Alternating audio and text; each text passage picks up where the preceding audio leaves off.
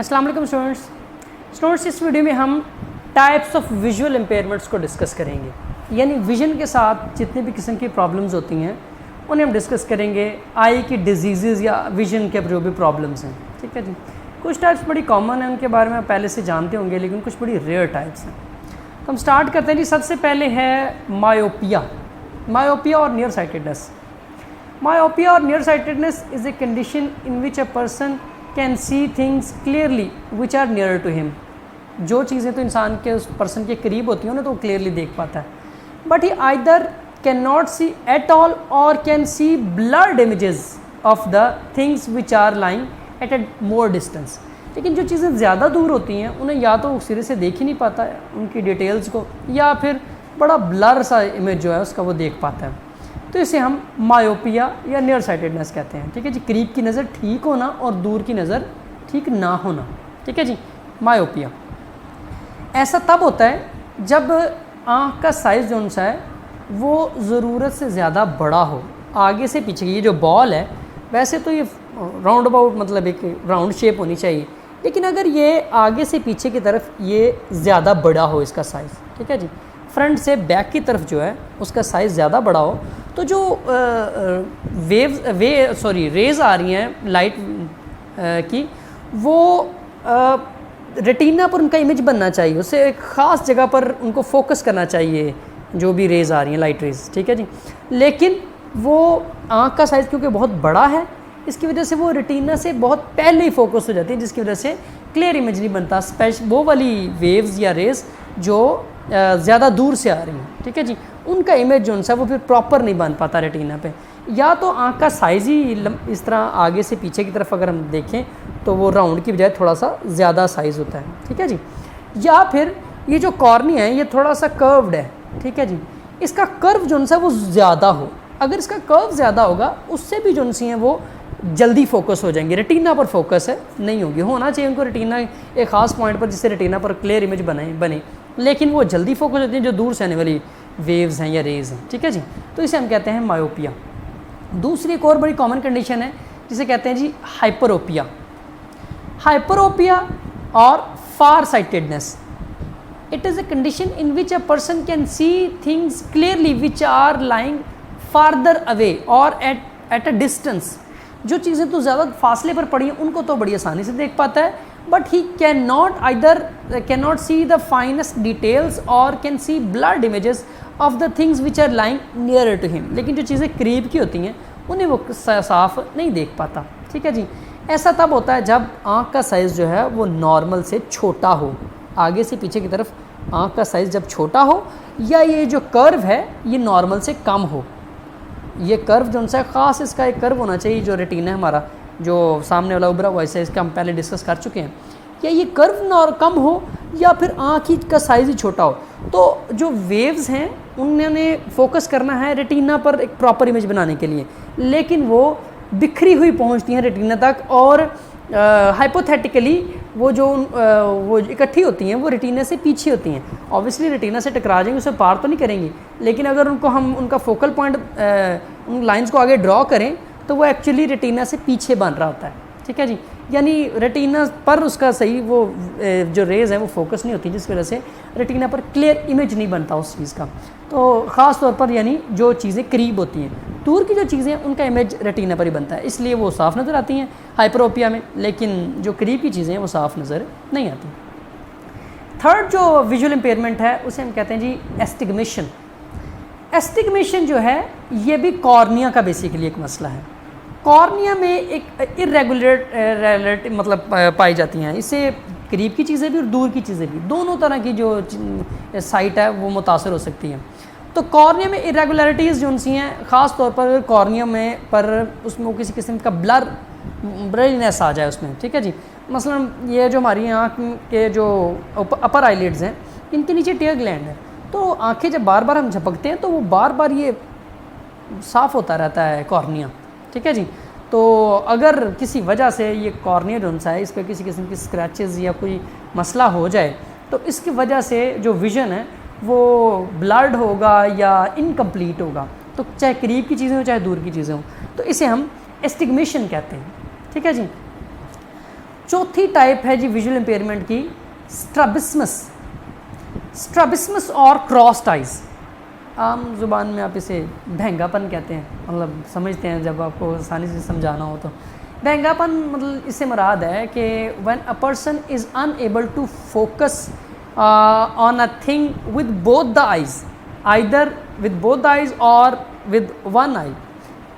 ये एक्चुअली एक muscular problem है, आई के जो मसल्स हैं वो वीक हो जाते हैं, जिसकी वजह से आइज़ जो हैं वो साइडवेज मूव कर जाती हैं, या इनवर्ड या आउटवर्ड, ठीक है जी, या एक आँख या दोनों की दोनों, ठीक है जी।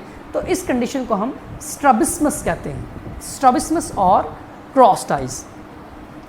फिफ्थ जो टाइप है विजुअल इम्पेयरमेंट की, दैट इज़ कैटरैक्ट। कैटरैक्ट आम जुबान में आप लोगों ने इसके बारे में सुना होगा, सफ़ेद मोतिया। सफ़ेद मोतिया या cataract is a condition in which the lens of the I is blurred. जो आँख का लेंस है उस पर एक किस्म का एक सर्कल सा आ जाता है, कलरफुल सा। तो जो लाइट है वो प्रॉपर तरीके से उस लेंस में से पास होकर और उसने फोकस होकर इमेज बनाना होता है रेटिना के ऊपर, जो आँख की स्क्रीन है, लेकिन एक ब्लरीनेस आ जाती है उसके ऊपर, लेंस के ऊपर, जिसकी वजह से रोशनी का रास्ता रुक जाता है। तो या तो इनकम्प्लीट इमेज बनता है या फिर ब्लर इमेज बनता है, और जब ज़्यादा संगीन सूरत हाल तो फिर सिर्फ कोई शेड्स से नज़र आते हैं बंदे को। तो अगर ये कंडीशन बढ़ती जाए तो, लेकिन ये ट्रीटेबल है, इसका मतलब क्योरेबल है, इसका ट्रीटमेंट किया जा सकता है बड़ी आसानी से, जो सा वो लेंस वगैरह का जो प्रॉब्लम्स है उनको ठीक किया जा सकता है। तो सफ़ेद मोतिया जो सा है या कैटरैक्ट वो इतना शदीद प्रॉब्लम नहीं है, इससे ब्लरीनेस या इनकम्प्लीट विजन जो है वो पैदा होती है। इसके बाद है जी नंबर 6 पे है जी ग्लूकोमा। ग्लूकोमा या काला मोतिया भी आप लोगों ने सुना होगा, काला मोतिया। काला मोतिया या ग्लूकोमा एक्चुअली ये हमारे जो आँख के इंटरनल फ्लूइड्स हैं उनकी ब्लॉकेज की वजह से पैदा होता है। और जो फ्लूइड्स हैं, आपको पता है कि आँख का जो सेंटर है, ये आई बॉल जो है, इसका सेंटर विट्रस ह्यूमर से फिल्ड है, और ये इसके जो और भी फ्लूइड्स हैं वो इसके अंदर मूव कर रहे होते हैं, ठीक है जी, उनकी कंटिन्यूस मूवमेंट चल रही होती है। तो वो मूवमेंट किसी वजह से ब्लॉक हो जाती है, और ये जो फ्लूइड्स हैं वो आँख के अंदर जब ज़्यादा प्रोड्यूस हो जाते हैं, ठीक है जी, तो ये अंदर से प्रेशर डालना शुरू कर देते हैं बाहर की तरफ, जो आँख की इस आई बॉल के। तो हमें पता है कि इसकी स्क्रीन जो आँख की वो थर्ड लेयर वो भी अंदर की तरफ होती है, तो उस पर भी जब प्रेशर पड़ता है तो वो यानी आँख का जो रेटिना है वो आहिस्ता आहिस्ता डीजेनरेट होना शुरू हो सकता है, उसको नुकसान पहुंचना शुरू हो सकता है। और रेटिना जिसने महसूस करके असल में फ़ोटो को ब्रेन तक पहुंचाना है, अगर वही डैमेज हो गया तो ऑब्वियसली विजन ही ब्लाइंडनेस कॉज हो जाएगी। उसकी वजह से किसी किस्म का कोई भी इवन लाइट परसेप्शन भी जा सकती है, क्योंकि लाइट परसेप्शन के लिए भी रॉड्स को काम करना ज़रूरी है। तो जब वो रॉड्स और कोन्स वही डैमेज ही हो जाएंगे तो फिर कोई किसी किस्म का सिग्नल ब्रेन को जाएगा ही नहीं, ठीक है जी। तो उसकी वजह से ब्लाइंडनेस जो उनसे है वो पैदा हो सकती है। तो इसे ग्लूकोमा या काला मोतिया कहते हैं। इसमें इंटरनल जो फ्लूइड्स होते हैं आँख के, उनमें ब्लॉकेज की वजह से वो अंदर से बाहर की तरफ प्रेशर डालते हैं, जिसकी वजह से उस प्रेशर की वजह से आँख की जो स्क्रीन या आँख का पर्दा यानी रेटिना वो डैमेज होने का ख़तरा होता है। और ये अगर अननोटिस या अनट्रीटेड ये कंडीशन चली जाए तो ब्लाइंडनेस इसकी वजह से हो जाती है, ठीक है जी। इसलिए इसको ज़्यादा ख़तरनाक माना जाता है, काला मोतिया जैसे हम कहते हैं, ठीक है जी। इसके बाद है जी रेटिनाइटिस पिगमेंटोसा। आप में से बाज़ लोगों ने शायद सुना हो, इसे नराता मतलब आम जो लोकल लोग हैं उसे नराता कहते हैं, कि रात को नज़र ना आना। ये एक्चुअली एक हेरिडिटरी कंडीशन है जिसमें यानी जीन्स में जनरेशन टू जनरेशन ट्रांसफ़र होती है, यानी जिस फैमिली के अंदर ये है उसके अंदर ये फर्दर आगे ट्रांसफ़र होती जाएगी। इसकी प्राइम एग्जांपल हमारे डिपार्टमेंट में ही आपको पता है अताब आई हैं। तो अताब आई जो है उनको बेसिकली रेटिनाइटिस पिगमेंटोसा है, ठीक है जी, नराता है, और उनकी फैमिली में है, उनके भाई को है, उनके चचा के बेटों को है, उनको सभी को ही है। इसमें इनिशियली तो रात को नज़र आना बंद हो जाता है, इसलिए इसे नराता कहते हैं, ना राता, रात को नज़र ना आना यानी, ठीक है जी। और आहिस्ता आहिस्ता कंप्लीट विजन जो है वो चली जाती है, एक ख़ास उम्र में ब्लाइंडनेस कॉज हो जाती है, क्योंकि इसमें जो पेरिफेरल विजन है वो उसकी वो रेंज कम होती बिल्कुल ही ब्लाइंडनेस की लेवल तक आ जाती है। तो इसे हम रेटिनाइटिस पिगमेंटोसा कहते हैं, ठीक है जी। इसके बाद है क्लोबोमा। क्लोबोमा एक कॉन्जेनिटल कंडीशन है। कॉन्जेनिटल मतलब पैदाइशी तौर पर ये आती है, पैदा होते के साथ ये कंडीशन मौजूद होती है। तो इसमें एक्चुअली होता क्या है कि जो बाज़ औक़ात कुछ लोग जब एबनॉर्मल पैदा होते हैं तो उनके बॉडी पार्ट्स जो उनसे सारे के सारे डेवलप नहीं होते, किसी की फिंगर्स पूरी नहीं बनी होती, किसी का कोई मसला होता है। इसी तरह बाज़ औक़ात आँख का जो रेटिना है वो डेवलप नहीं हुआ होता सही तरीके से पैदाइशी तौर पर। तो जब आँख का रेटिना डेवलप ही नहीं होगा तो विजन जो उनसे फिर ऑब्वियसली पॉसिबल ही नहीं होगी। तो क्लोबोमा एक कंजेंटल कंडीशन है जिसके अंदर इनकम्प्लीट रेटिना की जो ग्रोथ होती है शुरू में वो प्रॉपर बन ही नहीं पाता, और जब प्रॉपर रेटिना ही नहीं बनेगा, स्क्रीन ही नहीं होगी, तो उसने आगे से महसूस करके सिग्नल ब्रेन को नहीं जाएगा तो ब्लाइंडनेस होगी इसकी वजह से। इसे हम क्लोबोमा कहते हैं। ठीक है जी। इसके बाद है जी retinopathy of prematurity. Retinopathy of prematurity, इसको पहले इसका पुराना नाम था जी I think retrolental fibroplasia. Retrolental, lens के बैक साइड पर कुछ एक्स्ट्रा जो वो बन जाती हैं, कुछ स्कार सेल्स बन जाते हैं, उसकी वजह से ब्लाइंडनेस पैदा होती है, इसलिए इसको रेट्रोलेंटल फाइब्रोप्लेसिया पहले कहा जाता था, लेकिन अब इसे कहते हैं रेटिनोपैथी ऑफ प्रीमेच्योरिटी। प्रीमेच्योरिटी यानी जो बच्चे प्रीमेच्योर पैदा होते हैं, 6-7 माह के जो बच्चे पैदा होते हैं, तो अक्सर उनको ऑक्सीजन एडमिनिस्टर करना पड़ती है एक्सटर्नली। वो नॉर्मल क्योंकि सांस नहीं ले पाते, तो इसलिए आपने देखा होगा उन्हें वो शीशे वगैरह में रखा जाता है, तो उनको साथ ऑक्सीजन वगैरह लगाई जाती है, क्योंकि ख़ुद से वो अच्छे तरीके से सांस लेने के काबिल नहीं होते, प्रॉपर तरीके से वो उनकी ब्रीदिंग नहीं होती। तो जब ऑक्सीजन एडमिनिस्टर की जाती है तो बाज़ औक़ात ऑक्सीजन ज़रूरत से ज़्यादा अगर एडमिनिस्टर हो जाए, ज़रूरत से ज़्यादा ऑक्सीजन उनको मिल जाए, तो उसकी वजह से जो आँख का लेंस है उसकी बैक साइड पर कुछ स्कार सेल्स, कुछ वो उनकी जनरेशन हो जाती है, कुछ स्कार सेल्स पैदा हो जाते हैं। तो जब लेंस की बैक साइड पर कुछ सेल्स पैदा हो जाएंगे तो रोशनी का रास्ता रुक जाएगा, उसकी वजह से ब्लाइंडनेस पैदा हो सकती है। इसे रेटिनोपैथी ऑफ प्रीमेच्योरिटी कहते हैं। ठीक है जी। और इसके बाद है जी डायबिटिक रेटिनोपैथी। डायबिटिक रेटिनोपैथी कुछ ना कुछ आपको नाम से अंदाज़ा हो रहा होगा, डायबिटिक मीन्स डायबिटीज़। तो डायबिटीज़ की वजह से जब ब्लाइंडनेस पैदा होती है तो उसे हम डायबिटिक रेटिनोपैथी कहते हैं। एक्चुअली इसमें भी जो डायबिटीज़ के पेशेंट्स होते हैं उनके ब्लड के अंदर क्योंकि शुगर लेवल हाई होता है, और शुगर लेवल हाई होने की वजह से ब्लड प्रेशर जो है वो अप डाउन होता रहता है, तो आँख को जो वो ब्लड की जो सप्लाई है वो इरेगुलर होती है, वो मुतासिर होती है, कभी कम हो जाती है, कभी ज़्यादा हो जाती है, कभी उसमें शुगर लेवल बहुत हाई होता है। ठीक है जी। तो उसकी वजह से जो आँख है उसमें मसाइल पैदा होना शुरू हो जाते हैं। ठीक है जी। तो इसीलिए जो डायबिटीज़ के पेशेंट्स होते हैं, जहाँ उनके ज़ख्म ठीक नहीं होते, वहाँ उनकी नज़र जाने का भी बड़ा शदीद ख़तरा होता है, हार्ट अटैक का मसला हो सकता है उनको, और उनके जो किडनीज़ हैं वो बार बार यूरिनेशन की वजह से किडनीज़ फेल हो सकती हैं। ठीक है जी, क्योंकि शुगर बहुत ज़्यादा उनको साफ़ करना पड़ती है किडनीज़ को। आइज़ में जो ब्लड जाता है वो उसमें शुगर लेवल अप, जो उनका ब्लड प्रेशर अप डाउन होने की वजह से जो शुगर उसकी ब्लड की सप्लाई है वो मुतासिर होती है, जिसकी वजह से आँख का जो उनसा है उसको नुकसान पहुँचता है, और उसकी वजह से आखिरकार ब्लाइंडनेस हो सकती है। ठीक है जी। तो डायबिटीज़ के पेशेंट्स को ब्लाइंड होने का भी बहुत शदीद ख़तरा होता है। इसके बाद है जी निस्टैगमस।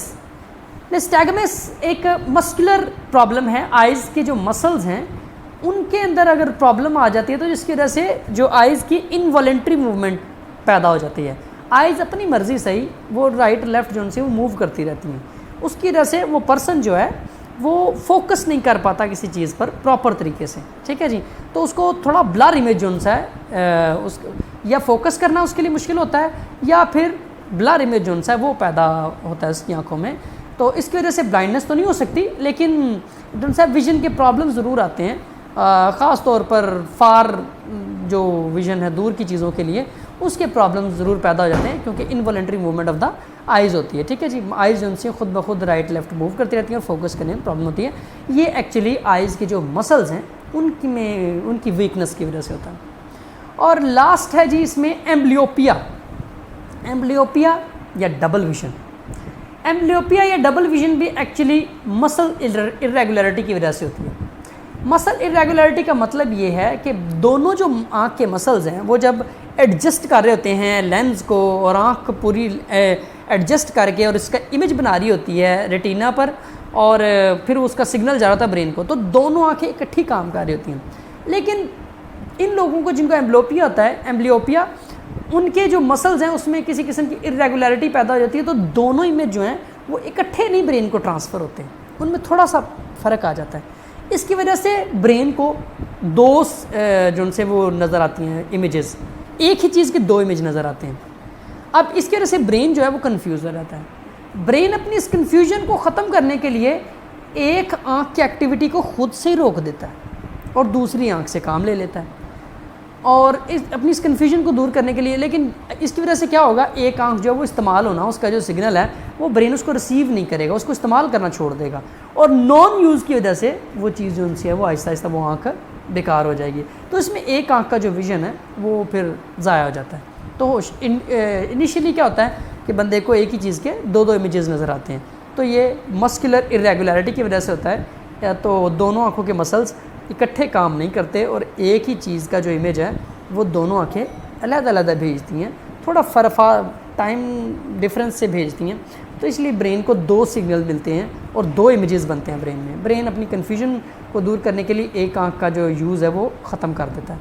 जिस आँख का वो यूज़ ख़त्म कर देता है वो आँख फिर आइंदा के लिए ख़राब भी हो जाती है। ठीक है जी, जब एक लंबे अरसे तक ये ऐसा होता रहे तो ये कुछ विजन के प्रॉब्लम्स थे, मैंने सरसरी तौर पर आपको बता दिया है, और इतना ही आपके लिए इंपॉर्टेंट भी होगा। लेकिन मज़ीद कोई डिटेल जानना चाहेगा तो वो नीचे कमेंट्स में पूछ सकता है, या ग्रुप के अंदर व्हाट्सएप मैसेज करके या ऑडियो मैसेज करके आप उसकी डिटेल पूछ सकते हैं। ओके स्टूडेंट्स, फिलहाल के लिए इतना ही। थैंक यू, अल्लाह हाफ़िज़।